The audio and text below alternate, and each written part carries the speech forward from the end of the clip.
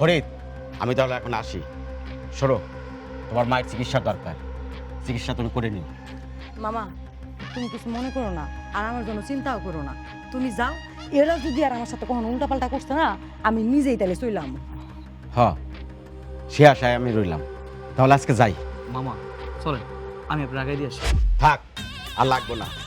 এমনিতে যে আপ্যায়ন হয়েছে, মার্শাল্লাহ, এমন আপ্যায়ন আমার বাপের জন্মও কোনোদিন আমি দেখিনি। থাক, আমি হাইটা যেতে পারি।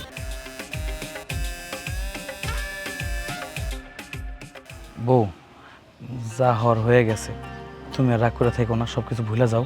রাগ করুম না না, তোমার মা আমার এত জ্বালাইবো আর আমি একটু রাগ পর্যন্ত করতে পারো না। শুনো, তোমার মার যদি তুমি ঠিক না করতে পারো, তাইলে কইলাম আমি আর থাকুম না। মুরব্বী মানুষ, বয়স হয়ে গেছে,